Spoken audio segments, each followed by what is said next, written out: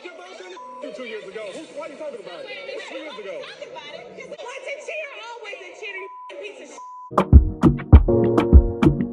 Hi everyone, welcome or welcome back to my channel. This is Sanya. Let's talk about the latest episode of the Real Housewives of Atlanta right now. So we're back with the ladies that are at Ross's 40th birthday party. Kandi is angry at Sheree's friend Courtney, and Kenya told Sheree about Martell getting into a DM. So Sheree was like, okay, if you say so, let me call Martell and let him know. So she called Martell in there and she tells him, and we can see that Kenya is a little bit embarrassed, but it's like she wasn't really expecting it, but now she has to go with the flow or whatever. Martell is not really for it, right? So there's a lot of things that are happening at the same time, because they're showing Kandi still being angry at Courtney, talking to other people. We see her talking to Sanya, who is telling her that was really the second time she met her. The first time was at Sheree's house, and already when she met her at Sheree's house, she was already talking a lot of crap about Kandi. So Kandi was angry at Sanya, and she was like, so why didn't you defend me? Why didn't you let me know? Like, I wish I had heads up, right? So I think that Kandi is not really liking that Sanya did not let her know what could have potentially be happening. And we have Kandi's and her minions, Donovan, talking and everything. And hey, I mean, the girl was doing a lot of knock if you buck type of thing, so I cannot even be angry at her. Like, she really did that, right?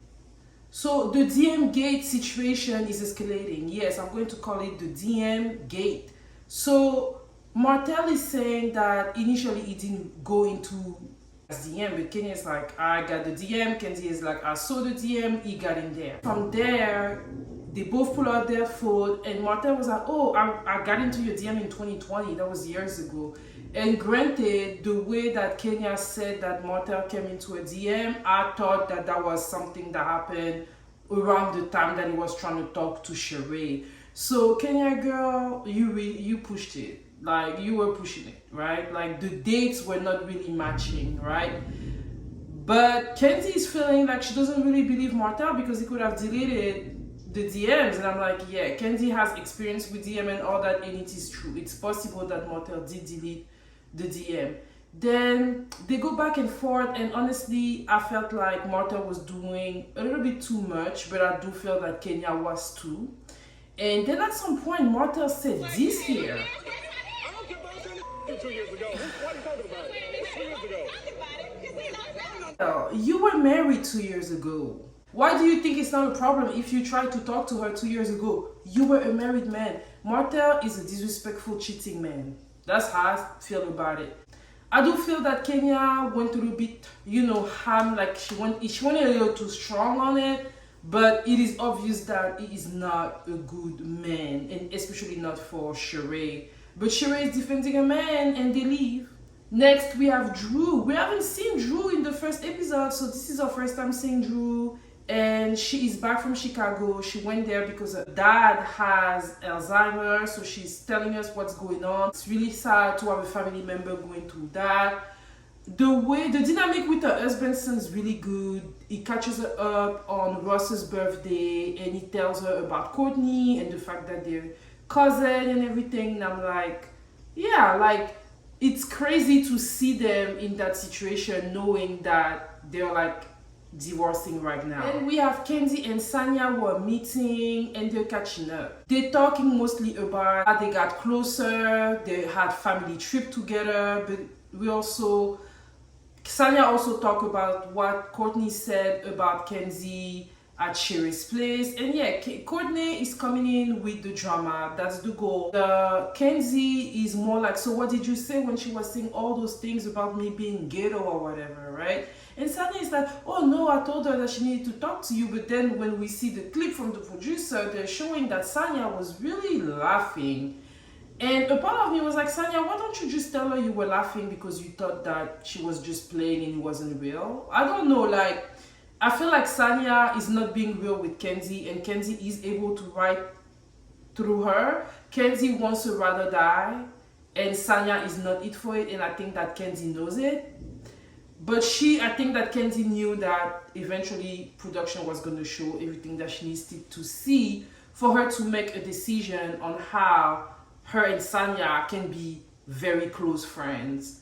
And I feel bad for Sanya because I feel like she kind of like she's trying to stay neutral in this entire situation. She probably doesn't have anybody that she is like really trying to be loyal to. She's just neutral. She's trying to get along with everybody, but the problem is that this is not what somebody like Kandi is looking for. So we'll see how the relationship is going to be moving forward. Then we have Kandi and Todd. They're visiting Blaze. They have so many business together, and basically they're giving us a status on Blaze. They're saying that when it first opened, it was really good. The restaurant looks really nice, but now things kind of like slower. So they're trying to revive, the vibes, and seems like they're there to like trying some food.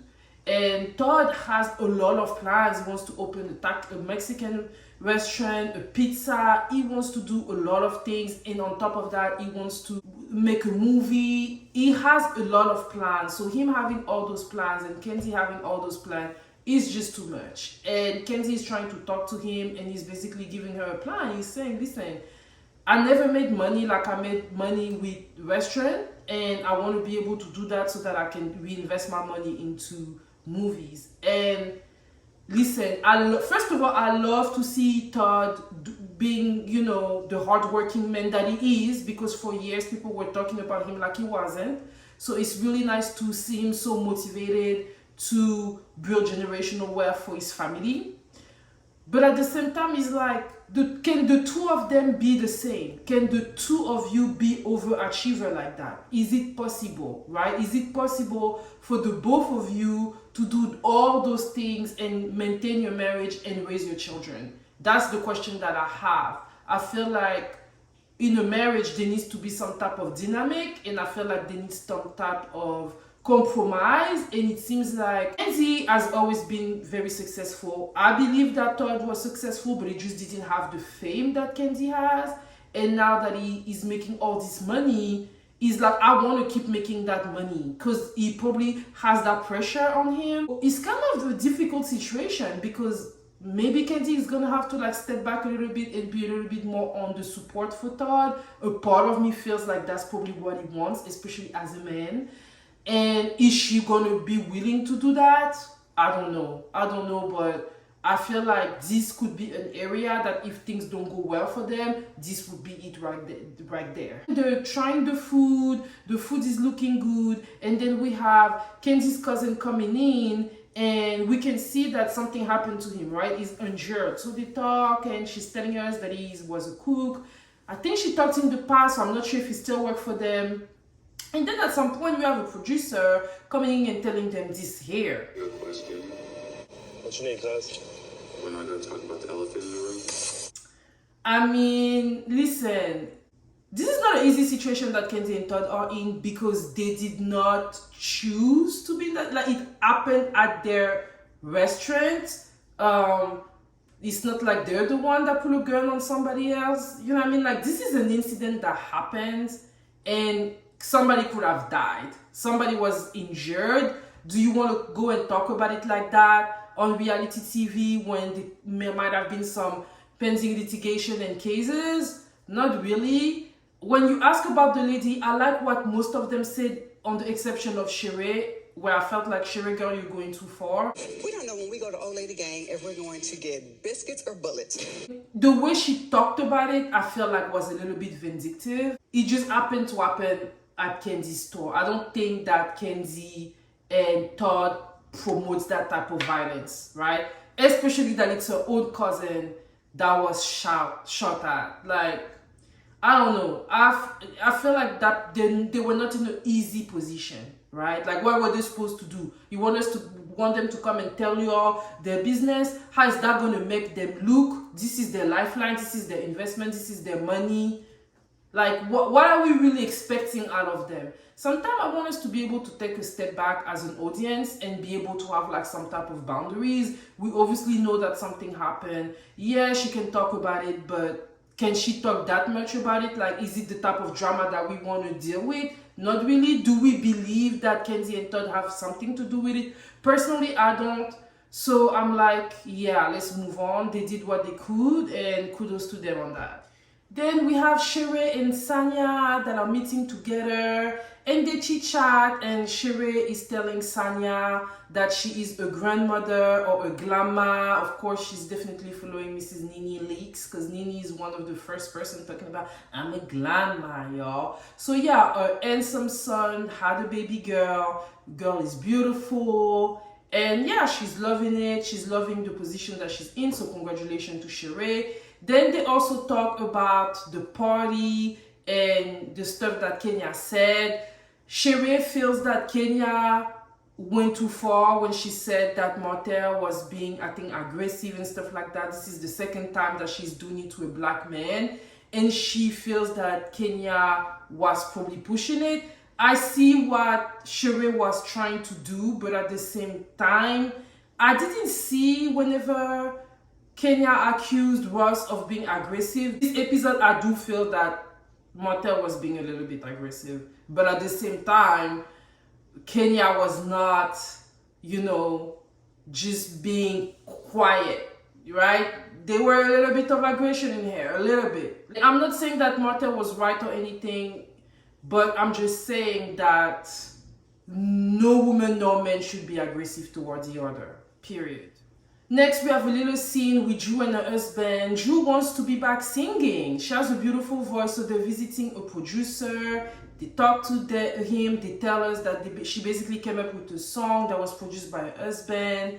So they tell the producer what she's trying to do, basically introduce him to who she is and her husband.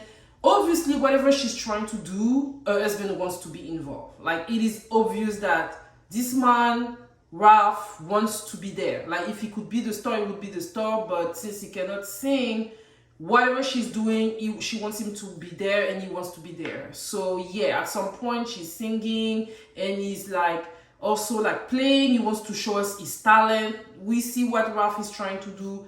I have nothing against it. I do think that was a good scene. I do think that Ralph was really happy being, doing the music thing, and Drew too. So good luck to them, right? Let's wish them luck. Well, knowing that in the instance of divorce, I don't even really know what to say. So yeah, let's move on. Next, we have Sheree and Kenya meeting. We are at Sheree doing some type of quality control on her clothes. Kenya comes in, they catch up and everything. Then they talk about the big elephant in the room, which is Kenya and Martell. Kenya feels that Martell was too aggressive, and there's no excuses for a man to talk to a woman this way in any circumstances. I deserve to be cursed out. I'm waiting for that part. And Sheree is like, I agree, but you also were aggressive, so what do we do? And they go back and forth, and a part of me feels that, listen, I agree with Kenya, but I also think that she also shouldn't be aggressive toward him. It goes both ways, right? It goes both ways. Yes, I would expect more out of a man because, yeah, he's a man, right? But at the same time, you also, were not all prissy. I think they agreed to disagree on that situation. And that's it. Doing review for Real Housewives of Atlanta so far has been quite interesting because they have like a little scene here and there where you cannot really say that much. A lot of repetition. This episode was okay. It was okay. I give it like a 6 out of 10. It wasn't like, oh my god, but it was cool. I think that Martell addition is definitely bringing some type of drama. Let's be honest. Courtney also is a good friend of the show. She's definitely coming in hot. And yeah, so for those of you that are new, hey, welcome, and I invite you to, and for those of you that have been here with me, supporting me, thank you all so much, and I'll see you all next week. Bye.